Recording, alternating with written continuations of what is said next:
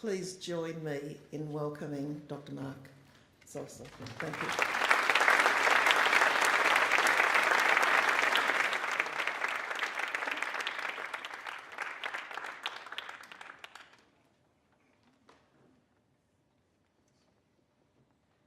Before I begin, I too would like to acknowledge the traditional owners of the land on which we meet, the people of the Kulin Nation, and pay my respects to their elders past and present. I also, before I begin, want to have us again applaud the choir. That was quite a wonderful way to start this lecture, so thank you very much.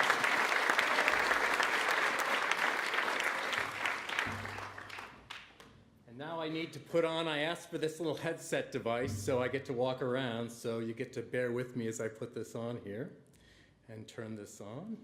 I'm really proud to be here today. Ooh, thanks. There we go. I'm really proud to be here today and be part of the 18th Woodcock lecture. It's really been an honor to be asked to be part of this, and really an honor to be able to work with my fellowship really for probably the last 8 months or so. Even though we had the good fortune to meet with Cassy and Emma back in Philadelphia last summer. They came to visit, and at that point I didn't completely realize what we were in for with that relationship, but it really has turned out to be quite wonderful. Before I get started and tell you a little bit about what we're going to talk about, though, I do think it's important to also acknowledge, first of all, the wonderful staff who did a wonderful job putting together our visit and also putting together the Woodcock lecture. There's terrific people here with my fellowship, and really pleased to be able to work with them. I need to thank my colleague Rick Barron. Where is Rick? Why are you sitting back there? You should be up here in the reserve section. I've had the good fortune to, or some people don't always think that, I think I've had the good fortune to be able to work with Rick for a number of years now. He's been a terrific colleague, and I've got some wonderful colleagues with me at Temple University. I want to thank Emma and Laura for their wonderful comments as we were putting together the Well Together document. It was really wonderful to be asked to do this and to be able to put this together. And we're quite proud of it as well, and to have done it in collaboration with my fellowship, soon to be Wellways. So that's terrific. So what we're going to be talking about for a little bit this evening is community inclusion. And I'll be talking with you about what community inclusion is, why community inclusion is important, and why community, all of us, are important for making community inclusion a reality for people with serious mental illnesses. Typically my work, I'm a psychologist in addition to some of the academic things I do. My work primarily is with people diagnosed with schizophrenia spectrum disorder, bipolar disorder, major recurring depression as well. And hopefully by the end of, in the next 40 minutes or so, you'll be equally committed, as many of you already are, to making community inclusion a reality. So that's what we're going to be doing here for a little bit. But I actually wanted to start with a story about how I came about to understand community inclusion, right? Nobody's born understanding what this concept is necessarily. And I certainly did not initially learn about it in my academic studies. So I'm from Minnesota originally. This is a state in the middle of the United States, up near Canada. We border Canada. Very, very cold. So I grew up wearing big down jackets and all those kinds of things, sometimes in the summer too, or at least I tell my children that. And I went to the University of Wisconsin in Madison, in a neighboring state, a wonderful college town. It was terrific. Got my bachelor's degree in sociology and psychology, and went back to Minnesota to work for a year in a psychiatric hospital where I was a psychiatric technician. This was a locked acute unit. People would come into our unit who had made a suicide attempt oftentimes, or might have been found on the street, maybe not taking care of themselves too well, and they would get admitted into our unit.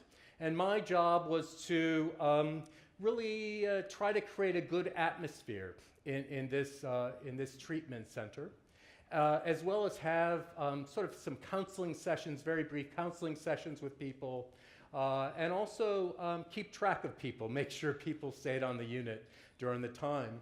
And this is what it looked like. It's still around. The Hennepin County Medical Center is what it's called now. As it turns out, actually, the unit I worked on, my mother had worked on as a psychiatric nurse about 25 years earlier. And there was one staff person who was still there at the time, which was pretty interesting.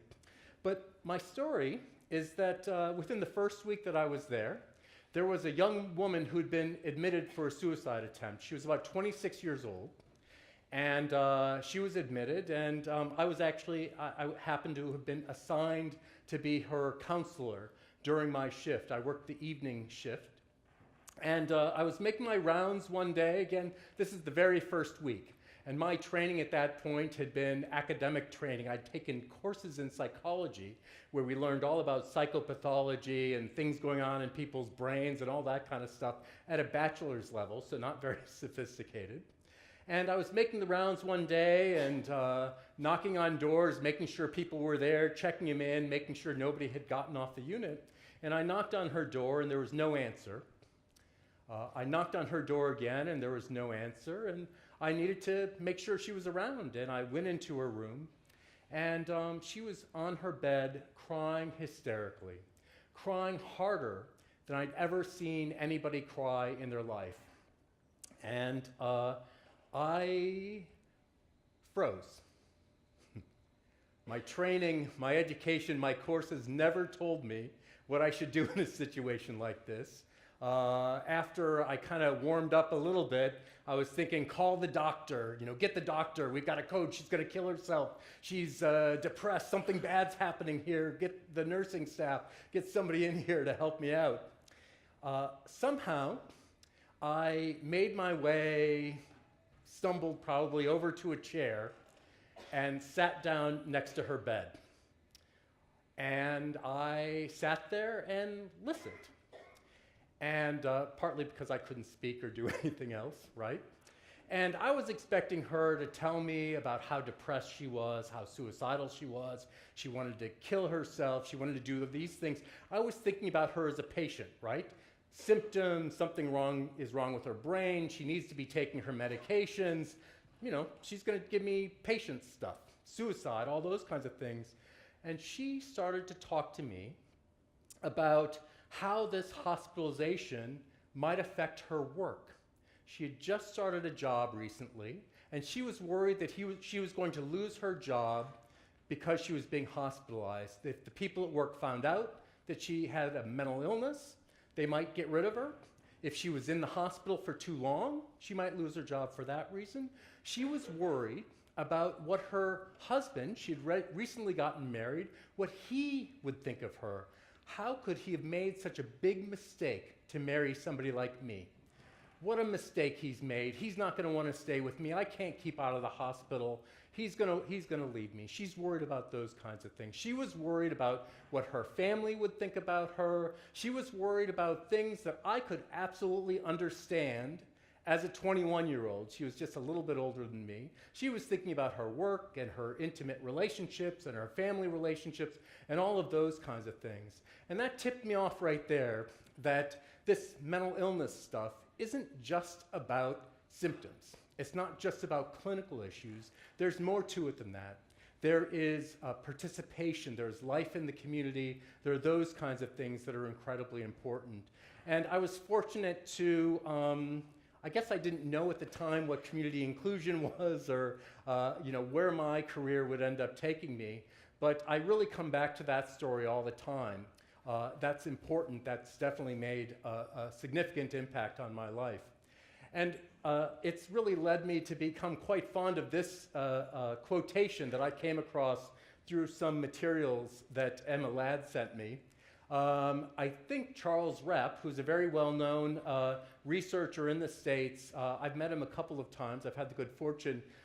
He apparently had a great quote, something that I love, that people with mental health issues don't need more referrals to mental health services. Not that they're not important, But that doesn't have to be the whole focus on clinical services. They need referrals to life and community. And that really sums up the kind of work that our research center is all about and the kind of programs that we work with are all about. How do we refer people and support people to live full lives in the community like everyone else? So community inclusion. We define it in this way and view it as a societal commitment. And I'll tell you why we think about it in that way in a second. Community inclusion includes two basic components. The first is that it ensures or it requires the insurance that all individuals have an opportunity, an equal opportunity, to participate fully in the community in meaningful social roles just like everyone else. So it means the opportunity to work, the opportunity to go to school, the opportunity to date and parent and be involved in leisure recreational activities, going to church, synagogue, or mosque, voting, volunteering, anything that anybody, any of us are interested in doing. That's the opportunity. People with serious mental health issues need the same opportunity to participate in those ways. Community inclusion also requires that communities actively seek out and welcome the participation of everyone, valuing each individual's uniqueness and potential contribution. The community has a major role in this. The community needs to reach out to say, we want you here, we welcome you, we desire your participation, we view your participation as a person with a mental health issue or other issue in your life. We desire you in our community. This is different. In the States, we actually talk a lot about community integration and the notion of accommodation. And accommodation is, hey, you want to come work in my work setting? Fine. Maybe your medications might make you wake up a little bit later in the day and an 8 o'clock start time might not work for you. Maybe we'll allow you to start your workday at 10 o'clock. That's an accommodation. In an educational setting, in a university, you might have trouble because outside noise while you're taking a test might be too challenging. Maybe we'll give you an opportunity to take a test in a separate room where it's very quiet and those kinds of things. Those are accommodations, okay? Those are wonderful things. But accommodations are like, hey, if you can hack it, then you can be here. If you can't hack it with those things, then maybe you shouldn't be here. Community inclusion requires communities that actively welcome and seek out people. Hey, we're going to make this work. We're going to make this work environment work out. We're going to change things. We want you here. We value you being here. Community inclusion has three important foundations behind it, which is one reason why our group in Philadelphia and at Temple think it's so important. The first thing is community inclusion is actually based on human rights. In 2006, the UN Convention on Individuals with Disabilities came out with a report saying that community inclusion is a human right for individuals with disabilities. Okay? Australia was smart enough to sign on to that, agreeing that community inclusion is a right for all people with disabilities. The US, not quite so smart enough to sign up for that, but community inclusion is viewed as a right for that reason. Australia, like the US, also has other laws indicating that community inclusion is a right for people. So this isn't something that we do because it's a nice idea or it's a great value or we think it's a neat thing to do or a great philosophy. This is a human rights issue. We're obligated to do this. It's a societal commitment that we do this, and we need to make sure we carry it out and make that happen. Community inclusion is also based on what's called the capabilities theory. The idea here is that opportunities to maximize one's potential, a society that promotes opportunities to maximize one's potential, are actually societies that are the most economically developed. There's a person, a Nobel Prize winner in economics named Amartya Sen, who came up with this theory. So the idea is that the more a society promotes inclusion and capabilities of people to participate in society like everyone else, the more economically healthy that society is, right? The better off that society is.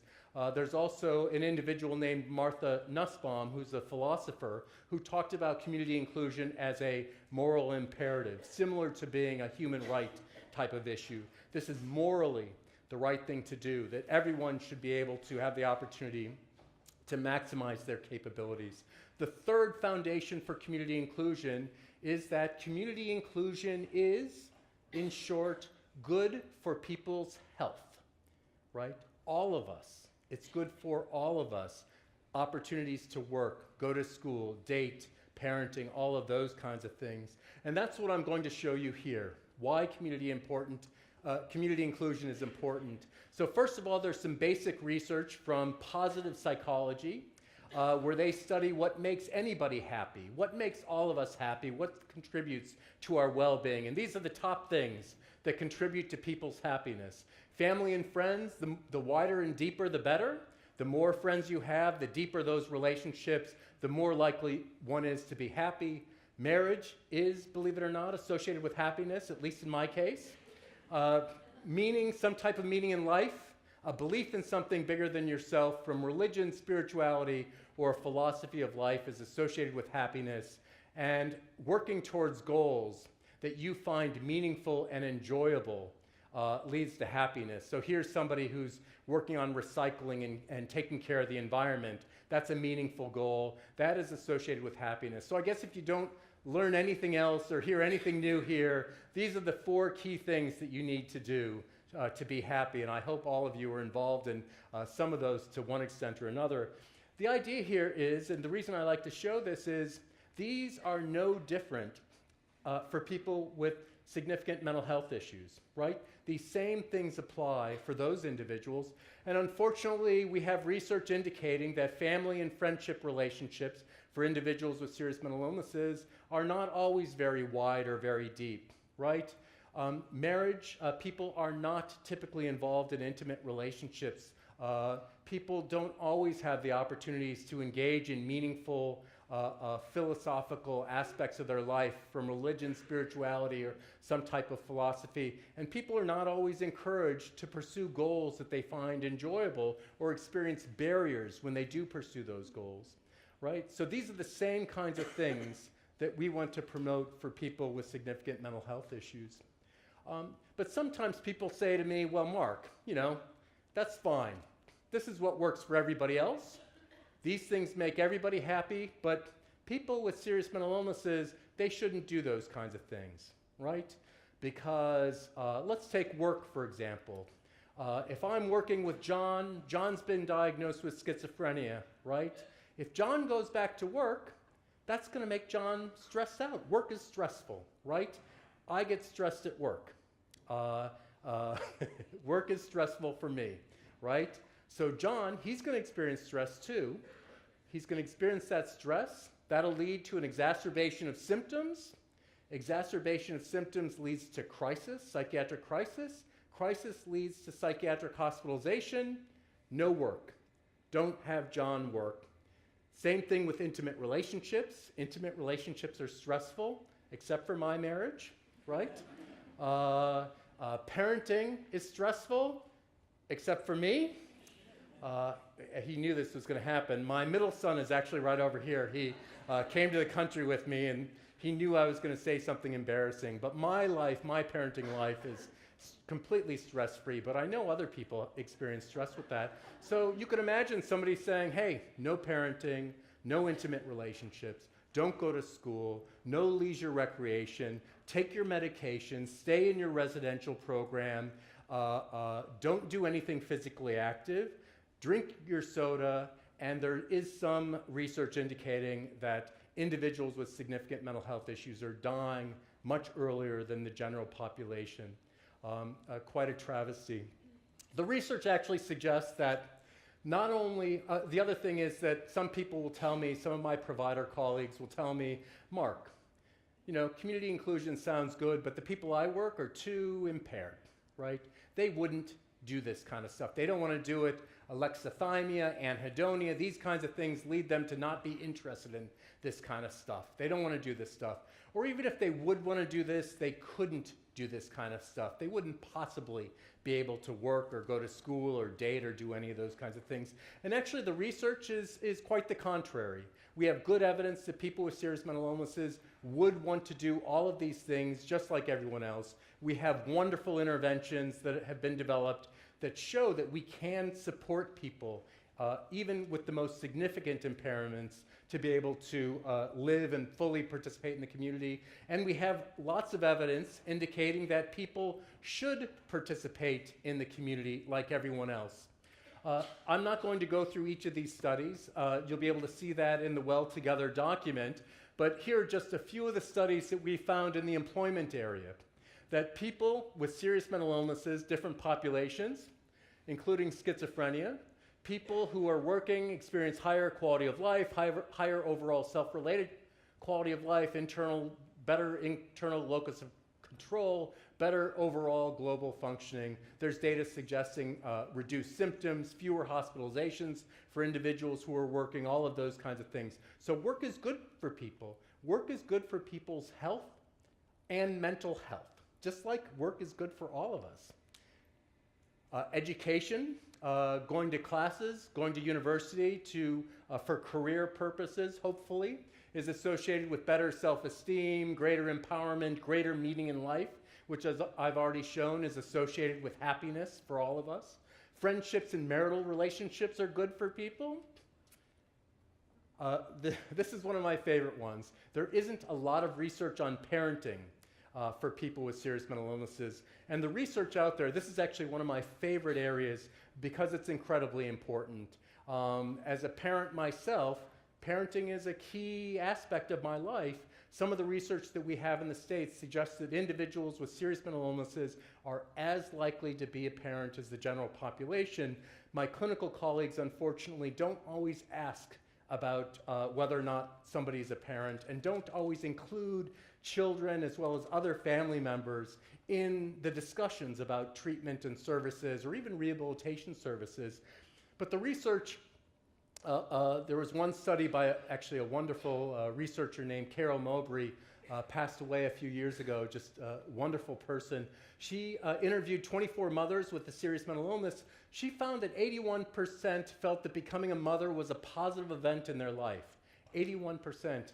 I said to myself, because again, my children are so wonderful, why isn't that 100%? Maybe here's the area where people with serious mental illnesses are different, right? Why isn't that higher than that? Then I came across some normative data that I refer to over here, where some sociologists had done some research and actually found that couples without children were happier than couples with children.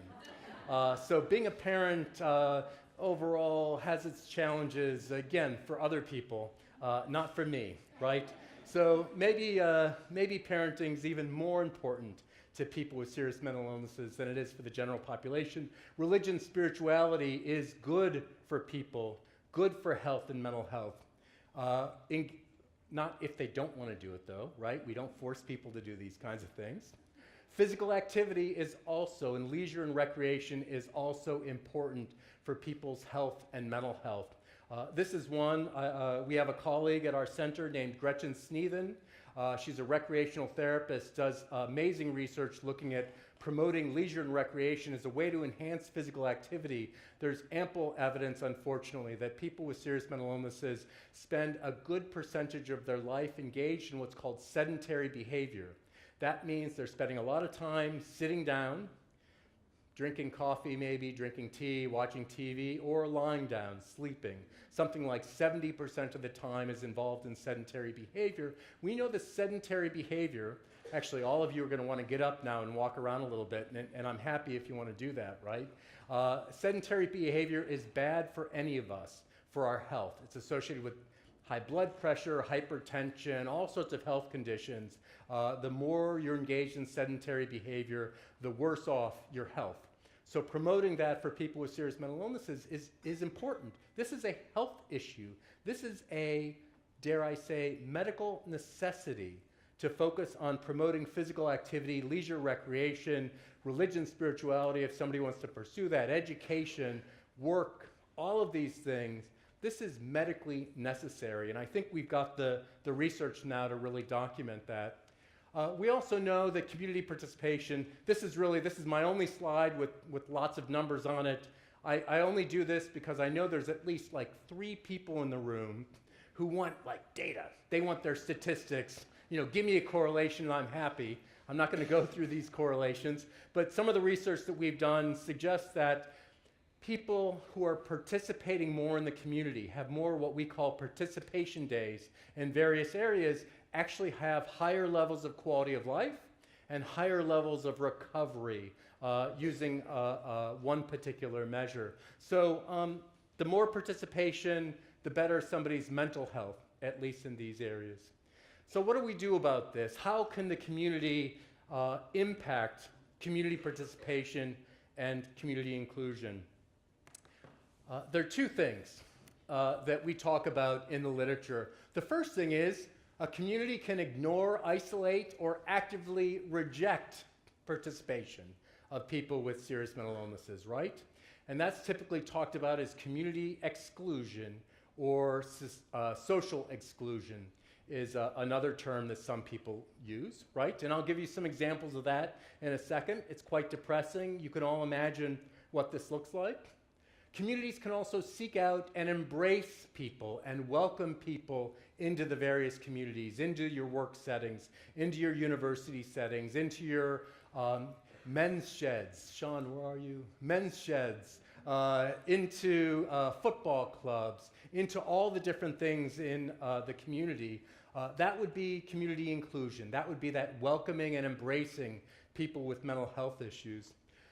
Here's some of the sad data regarding exclusion. You're probably all familiar with this. I'll try not to depress you too much, but there is ample research documenting that the general population has negative stereotypes. Those are negative beliefs about people with schizophrenia primarily, but also other psychiatric disorders. There's prejudice and discrimination. One of my colleagues, Pat Corrigan, I think he was here, did the Woodcock lecture in maybe 8 years ago or so, a wonderful individual. He's done some research indicating 52% of people reported discrimination in some way in their lives, okay? 73% reported discrimination due to psychiatric disability. What that means actually is some people are reporting discrimination for other reasons, for racial or ethnic reasons, for gender reasons, those kinds of things, right? We have other groups are excluded, right? Not just on the basis of mental health issues. Discrimination occurs in many life domains. 30% of people reported it in housing.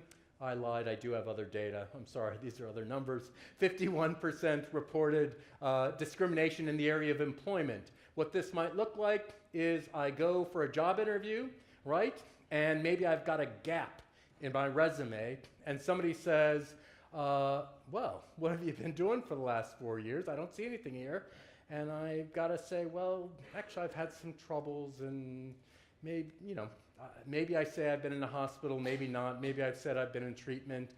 That employer is unlikely to hire you if that's the case, if they see that gap there, or if you do become employed and troubles begin, coworkers, the supervisor, those kinds of things. We've heard stories where people say they're being released, they're being fired, related to mental health issues, or at least that's perception of it.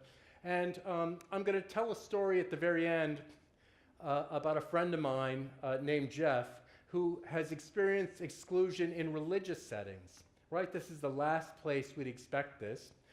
He joined a Bible study group, and there were 2 members of that Bible study group Jeff has been diagnosed with schizophrenia. He has tardive dyskinesia. He had been put on high doses of Haldol at one point in his life. Tardive dyskinesia gave him some Parkinsonian type movements, so he looked a little different, right? And people could tell. He couldn't hide that he had an issue in his life.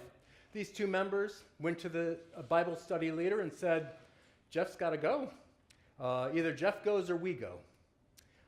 Thankfully, the Bible study leader said, sorry to see you go. Jeff's going to stay. but there's some evidence that exclusion does happen in religious settings as well. And the last point I want to make is providers have similar beliefs and attitudes as the general population as well. My people, my fellow clinicians, the research indicates that our beliefs and attitudes about people with serious mental illnesses, especially related to community participation, are very similar as the general population. We know that this exclusion occurs in college campuses. I'm not going to go through these data as well. It's another one of my favorite topics, just where your hopes, dreams for your life have to do with college and have a career. You have a psychotic episode in maybe your first year in college. That college or university, at least in the States, is very likely to say, hey, you can't hack it here. Our university is going to be too tough for you. You might want to think about something else with your life. I know some brilliant people who have had this experience and really had a tough time trying to stay in their universities. Just incredibly smart people. So exclusion happens on college campuses. One of the things I like to do is look at rights in different countries. In the US, we've got a lot of very specific laws that specifically limit the rights of people with mental health issues. I found some indications that here in Australia, there might be some similar types of laws as well, but I'm not going to go through this in a lot of detail. We know that people, at least in Philadelphia, these are maps of where people live in Philadelphia. On the left-hand side here, the darker the area, so this is the city of Philadelphia, the darker the area, the heavier the concentration of people with psychiatric disabilities. This is where people live. And you can see that people are heavily concentrated in a certain part of the city. There's the notion of psychiatric ghettoization, right? So people aren't living in the community like everyone else. They're living in certain pockets of the community. And we have some evidence. First of all, people are living here because this is where the housing is affordable, just like everyone else, right? These are individuals who oftentimes don't have money. Just like all of us, we live in communities where we can afford, right? The more money we have, hopefully the better communities we live in, or the more expensive housing. But we also know that individuals are exposed to high crime rates, high substance use, broken down houses, abandoned houses, all these things, high levels of unemployment among the neighbors, all of these social disadvantages that also impact them, I would argue, as much or more than the symptoms of their mental health symptoms, more than their diagnosis. And unfortunately, I'm going to have to go through this quickly. Families of individuals with mental health issues also experience exclusion, and this limits opportunities to support their loved one in very significant ways. So how do we make room for everyone? The first thing I like to point out, we spend a lot of time talking about prejudice and discrimination and those kinds of things. The first thing is public awareness campaigns. May is Mental Health Month, a particular week or something like that. There's some evidence suggesting that these campaigns aren't terribly effective. And one thing we need to make sure we do is have these campaigns are going out and talking about the experiences of people with mental health issues and the importance of inclusion and how unjust it is to have exclusion. We need to be doing that 365 days a year, every year, over and over and over again, because little weeks or a month is not nearly enough. We need to increase contact between people with lived experience of mental health issues and the general population, where people talk about their experiences. It really humanizes who they are. We need to make sure that that contact happens. And we need agencies to really be interacting with the community as well. We need to create opportunities for all through some of our laws, like affirmative action, set-asides. The U.S., with federal contracting, 7%, anybody who gets a federal contract, 7% of the workforce has to be individuals with disabilities. It just came into play a year ago. And this is a wonderful way to promote the hiring of individuals who experience disabilities. So that's a terrific thing as well. There are things that we can do in our organizations that we work in, our churches, our synagogues, our mosques, our clubs, anything where we welcome people, where we work with our fellow members to support individuals with serious mental illnesses, to make sure that they're welcome. If there are behaviors or concerns that membership has, working with that individual and working with the membership to work out whatever issues might happen. What happens if John engages in a certain type of behavior? There are things that we can do to support John and support that community, support that football club, for example, to be welcoming of that individual. We can support families in working with one another to support their loved ones, to be fully engaged in the mental health system. We can develop reciprocal relationships between mental health agencies and employers and universities, develop those partnerships where these other spaces, these other places where people are participating can have the resources to be fully welcomed. There are some other things we can do. There are some volunteer organizations that develop relationships between community volunteers and individuals with serious mental illnesses. There's a program called ComPeer that I understand does have a foothold somewhere in Australia. Another program called Anglicare Mental Health Project. And there's something called the 21 Club. These are just some examples of strategies for connecting community volunteers. So these are things that all of us do. Some of you probably already do this already.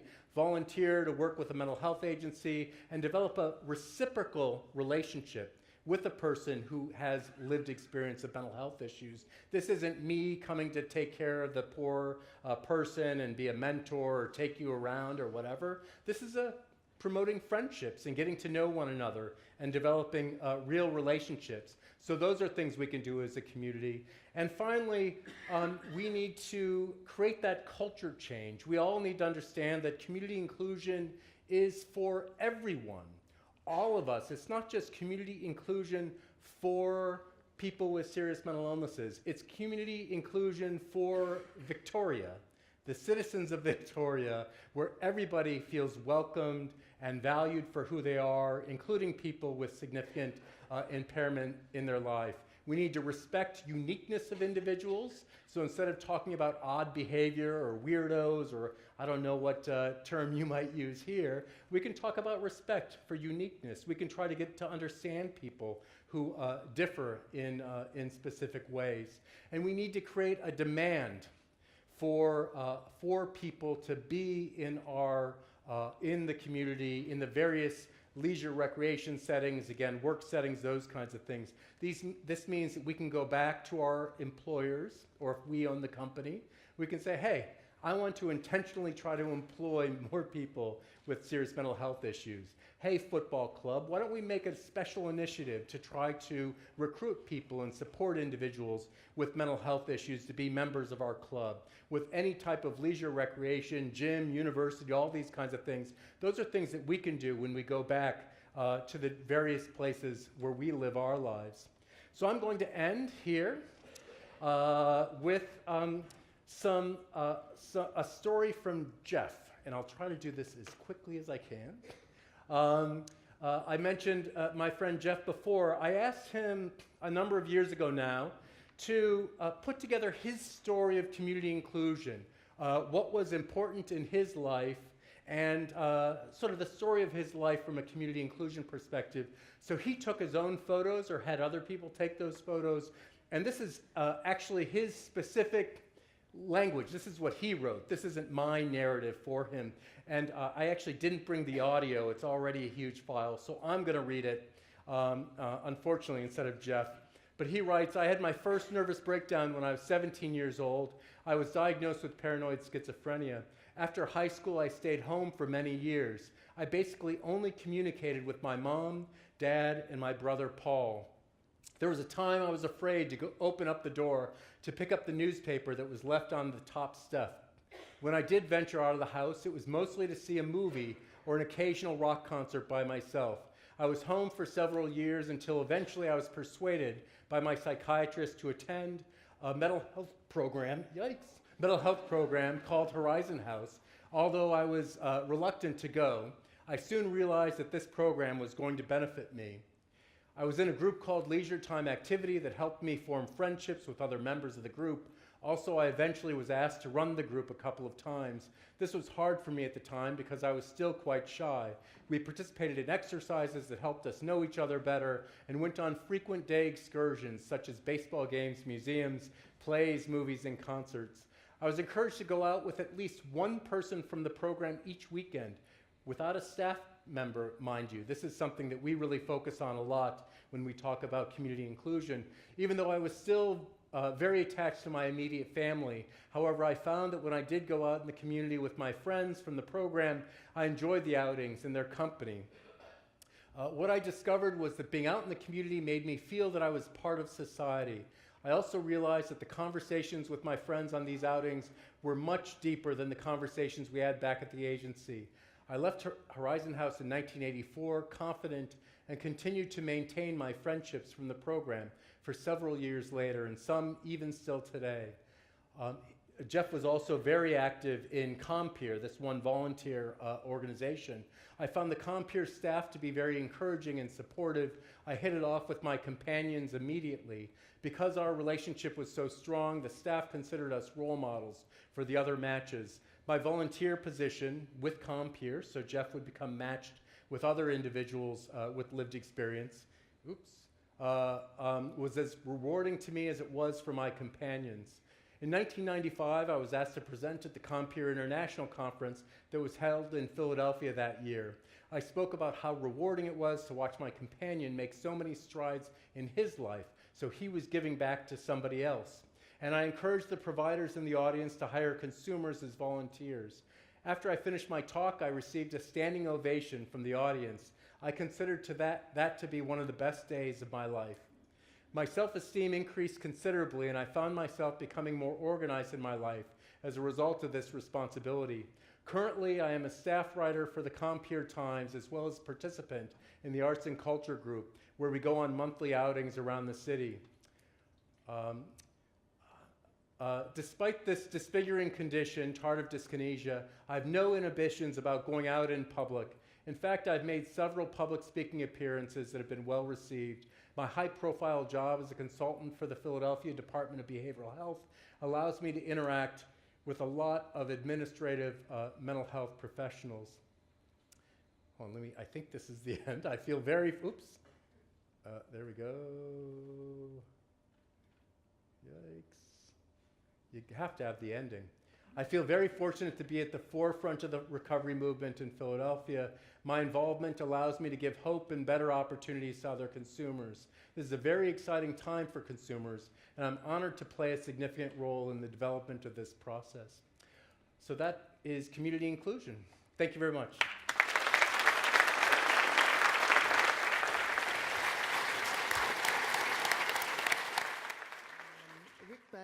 Is going to join us. Rick, from wherever you've secreted yourself. Rick is Director of Knowledge Translation at Temple University's Collaboration on Community Inclusion. Rick has worked with us extensively this week. He's been to Tasmania, and tomorrow I think he's in ACT, and is co-author of our World Together publication. He has a specialty in employment and peer support. Laura Collister, who many of you have met before, is Director of Mental Health Services Research and Development at Wellways Australia. Still maybe a little bit my fellowship. Cassy Nunan is Consumer Advocacy and Leadership at Wellways, and Rachael Lovelock is Carer Advocacy and Leadership at Wellways. Now, we have a real panel group. Welcome.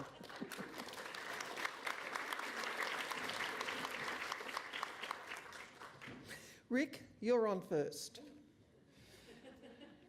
We've heard about the transformative power of community, and we know many people are interested in creating welcoming spaces. Can you tell us about a couple of examples you've seen in your practice? Let me start by saying that the importance of beginning to engage with community organizations is critical. The first thing I want to say is that One of the principles, one of the fundamentals we've put out in the document. It's very hard to concentrate. All right. Is that one of the things we want people to do is to connect to the community. And what that sometimes means is connecting to mainstream organizations. Thank you, Mark. And being engaged with mainstream organizations. And there is a world of mainstream organizations for people to connect to. There are educational organizations. There are YMCAs. There are churches and synagogues and mosques. These things are all out there. And we're not suggesting so much, I think, that what we need to do is have all of these organizations, sort of one by one, offer to engage in a program to reach out, but simply to make themselves accessible and the supports they can make accessible to one individual at a time. So we have a number of examples of the way in which some organizations have done it that I'll mention. We had a group in Pittsburgh, in Pennsylvania, a mental health group, a group of consumers and staff got together just about 8 years ago and decided they wanted to help get people registered. People with mental health problems should register to vote in the upcoming presidential election. And what they were going to do is to organize this group, get them trained in how to do voter registration, and then systematically go to each community mental health center and psychiatric hospital in the area and register people. And they thought the first thing they would do after getting organized was to contact the general voter registration drive folks in that area and said to them, would you come out and train our people so that we could do this? And it was wonderful because the voter registration folks said, no. I'll tell you what we'll do. Why don't you have your folks attend our general training, and then we'll assign each of your folks to an individual one of our teams that go out and do voter registration. And then each one of our teams will, in addition to the other places they go, also go to one of the community mental health centers and one of the psychiatric hospitals. And here's where the big difference is between the two models that were proposed. The one holds people with mental illness within the same framework of the world of mental health. The other says, let's help move those people into the general world, and let's have them interact with other people without psychiatric disabilities and express their concerns about voter registration within that larger framework. Let's have them participate in the broader issue of voter registration and civic responsibility. I always thought that was a great example. I heard a story once of a program in the southern states. I can't remember exactly where. They had approached a woman who ran a yarn shop, different threads, and said, we have a number of people in our, number of women in particular in our agency who would like to learn more about knitting. Would you come on like a Wednesday afternoon or every other Wednesday afternoon and teach this group of about 4 women at our agency about knitting? And this woman said, no, I don't want to do that. I'm much too busy. I don't have the time. I'm not comfortable going. Here's what maybe we could do. Why don't you send those 4 women to the knitting class that I run every Thursday night? There's a group of about 6 other women. It'd be a group of about 10. Give me a little advice about how I can make these women feel comfortable, and then we don't have to have a specialized program. So you see what, in addition to wanting people to say yes, sometimes we benefit from when they say, no. What we want is to have people engaged in community life.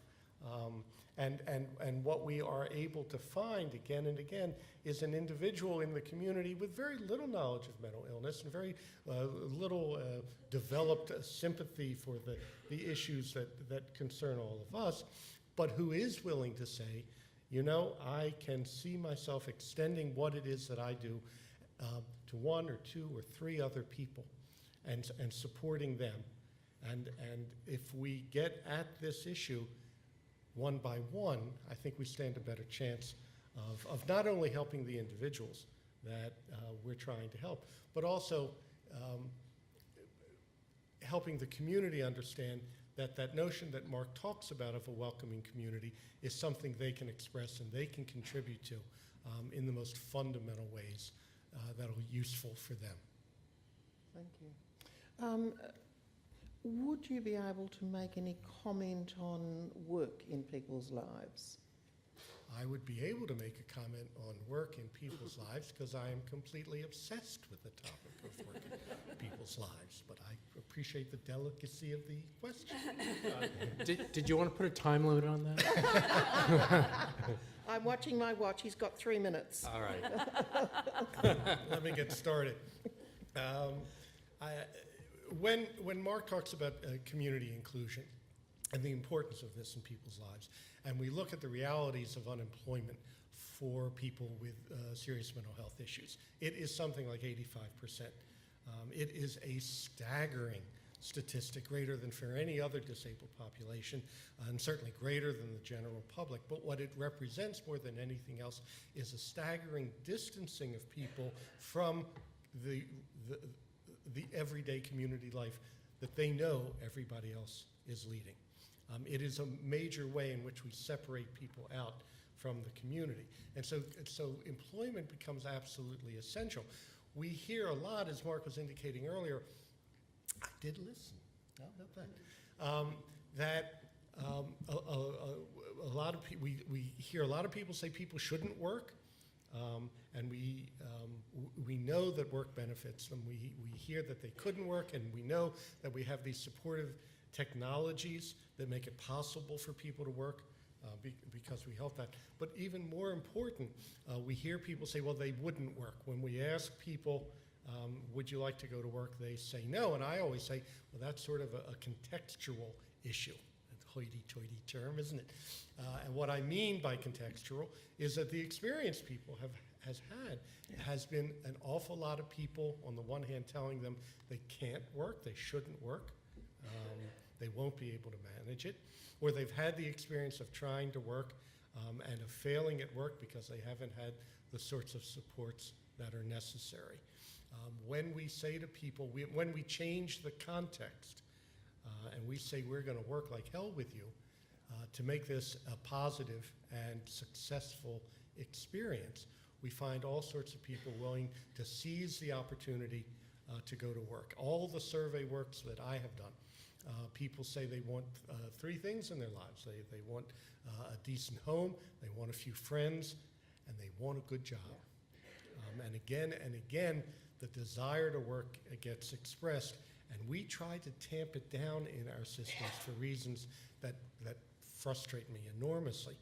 What we can do is start to say to people, you can work, we'll support you in working, we will find employers who are willing to work with you and make accommodations so that you can work within that setting. To me, there's nothing more important, but it is just one dimension of community inclusion that seems critical, but where we can make an enormous amount of progress. What about that? Within 2.5 minutes. Fantastic. Laura, you're on this show now. I am. What do you see the current barriers to organisations doing this kind of work? I think that what this work takes is people to create a vision, a picture of what community inclusion looks like for them. And many of the people we work with come with fairly low expectations of what that might look like for them.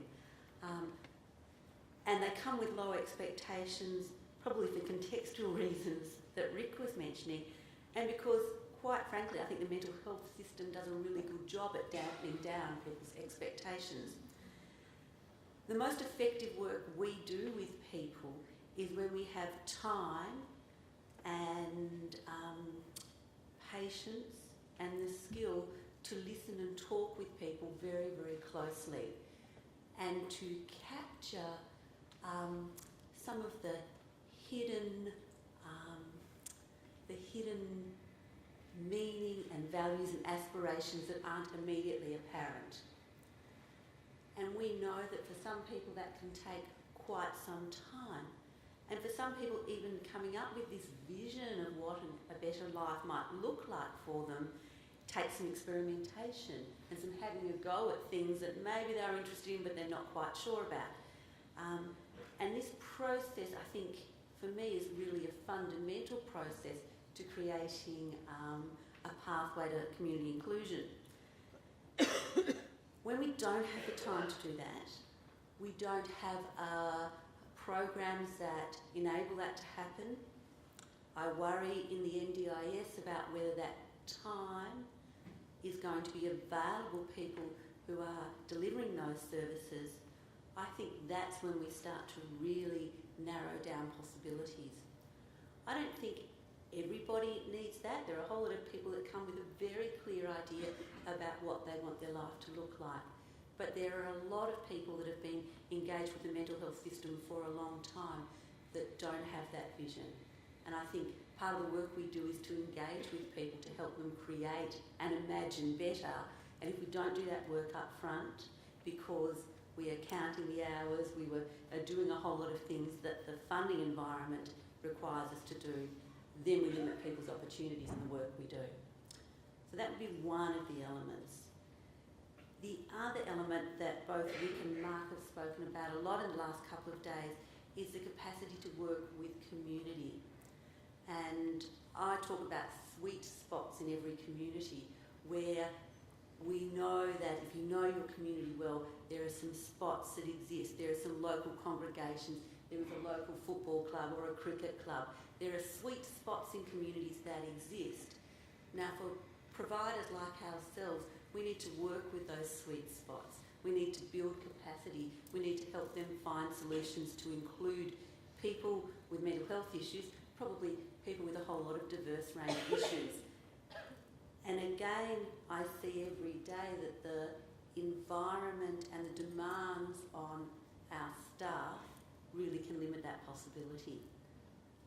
We've got some fantastic volunteer and engagement programs at my fellowship, and we need to keep them vibrant with very little support from any kind of funding body to enable that to happen. So they're just two of the areas that I think can kind of limit these possibilities. And my limits aren't associated with the capacity of any individual to do this, or even any community. It's the capacity of an organisation to facilitate this. Thank you. We could talk about that for many hours. We if could. Want. Rachael, your focus is on families and the important role they have in community inclusion. What can families do to really make a difference? I think I'm going to start with the end of that question. I really connected with Mark's slide that talked about families experience exclusion as well, and I think that's really where we need to start. If I share some of my personal story, going back to before mental health challenges were in our family, we absolutely had a wonderful community life. We were involved in many groups, we had many friends, we were definitely well-connected family on different levels. But through the onset of mental health challenges, the first person in our family that was really affected was our son, and he started to experience stigma and start to isolate himself from community. What actually happened as a result of that was something that I never expected, was that my friends and my community wrapped us all up in that together. And so the isolation became a family thing. Very, very soon we were disconnecting from our own group. And it was one really profound moment when a group of close friends actually said, we don't actually want to hang out with you anymore. We're worried about the impacts that your son has on our children, on our family. It was my first experience of absolutely feeling isolated and excluded. So what did I do? Well, I did, I think, what everyone would do, and I cancelled all the appointments in our diaries, and within weeks I had nowhere to go, and within a month I actually had the true sadness of isolation. So as a turn, we turned inward and we became so enmeshed because we just supported each other as a unit. And through doing that, it's an unhealthy environment because we fuel off each other, and we almost became toxic in that self-stigmatising that we all know about and we can do. So what can we do knowing that to support families? We can look at our services being within community. So when I first started working as a peer support worker, one of the most important things I wanted to bring to our service delivery was that services don't just happen for people experiencing mental health. It might be the draw card that got us in. My first connection back to community was through a mental health carers group. It was where I felt safe and it was where I felt supported, and it was pivotal to me having confidence and feeling empowered again. But what we need to start doing is taking those groups out of isolation so they're just around mental health support and putting them within community, having them in community houses, having them in sporting groups, having them in different places where you can actually step outside that mental health group and connect with other interests that you might have. I think that's the most powerful thing. When we're empowered as carers and families, and when we can step back into community with skills to address the stigma, with skills to hold ourselves and our family in the positive regard that we need to, we in turn help support our loved ones to engage in community. So sometimes I think we turn it back on ourselves first as carers, then the support will come. Yeah. Thanks, Cassy. Thanks, Rachel. Cassy, would you like to talk about people with mental illness experiences stepping back into the community, and what can people do to change that experience? Okay, thanks Liz. I shall respond to that. And I think similar to Rachel, I've actually reflected on tonight and a bit earlier today on my own experiences that I will talk about now. What I want to say is that when I was for a start, I struggled with mental health issues since I was 15 years old, and it wasn't until I was 35 that I was actually able to access some help. So at different points, thank you. For a start, the severity of depression and anxiety affected how I felt about myself and how I functioned in my roles, firstly as a young mum, and secondly as a partner, and thirdly as a worker. I felt that I was so different from everyone I was around, and I really started to experience myself as strange, as a bit of a stranger. I felt like I was someone who didn't fit in. I could tell that I was different, and I wasn't good enough to fit in either because I wasn't trying hard enough. This was my experience, and then it started to be apparent that friends, family and my workplace could also see that I wasn't quite right. I was awkward. Sometimes I couldn't speak, or I would experience panic attacks, and that could be really embarrassing, and people wouldn't know how to respond to that. So I started to exclude myself from things. I felt like I just wasn't a fit.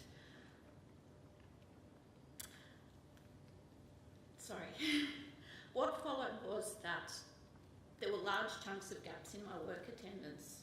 I avoided socialising. I didn't want to be an embarrassment in front of people, that I wanted to respect me, and I stopped really being involved in the community. I started actually to feel invisible, and I really just wanted to be invisible.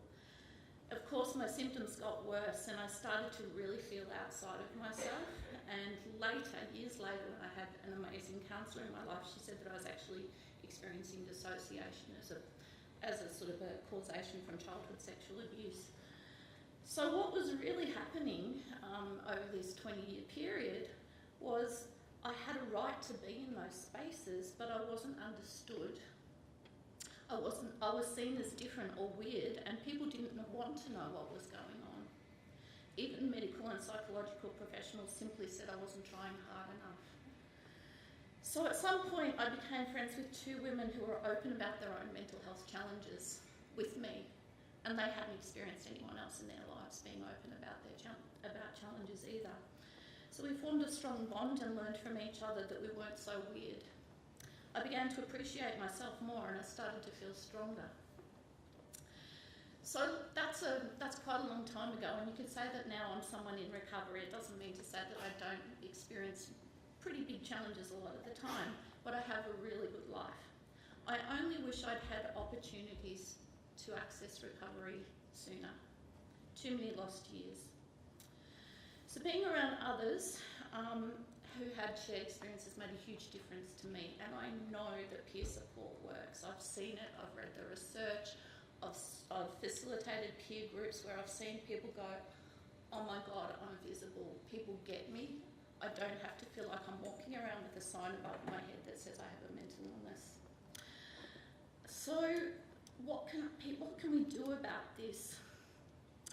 I think that there are things that we can all do to change these sorts of problems. My experience is not unique, and I know it would resound with a lot of people in the room here tonight. My response is get connected. For people who are struggling to be seen, try and access a peer group.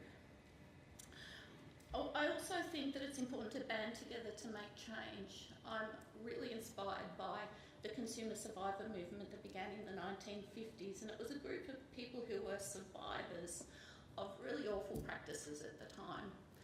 And they got together internationally and they made some astounding influences. There was real power in that movement. And the consumer survivor movement, the consumer movement has been active for a long time, you know, since then, and still is. So there's a lot going on. So I would implore people, there's so much to gain, and there is for me in this role, and I feel very, very fortunate to be in this role because I want to use my experience and the anger and the sadness for my younger self. I want to use that, you know, to make some change, and I know that there are ways to do that. So all over the world, change is happening. And I want to say that, for example, Wellways in itself, or my fellowship, is an example of an organisation that was grassroots from families saying, we've all got the shared experience here of our loved ones having a really terrible time of it. We're going to insist on funding from the government. Okay, so there's another example of a social movement. These days there are so many advocacy groups and programs working on various fronts in schools, communities, and even at the systemic and political level, striving to make sure that the rights for people with mental health challenges are understood, valued and included. So what my long response is I would just encourage people to be involved and to utilise, you know, that energy that sits behind these experiences.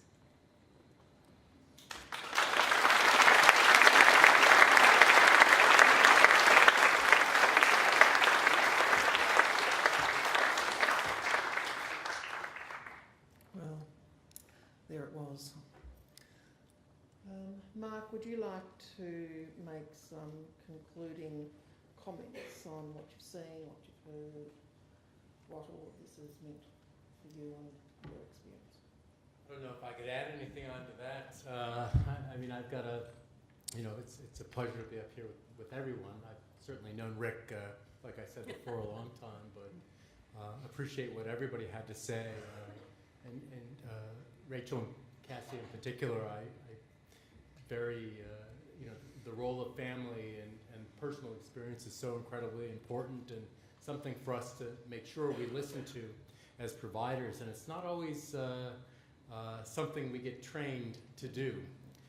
So I think it's incredibly powerful what your message was. So thank you. Thank you very much, Mark. A number of you who have been very participating in these Woodcock lectures over years will have heard these themes talked about year on year. And I guess my reflection on all of that is that this is a time-consuming business. It takes time, and change is really tough.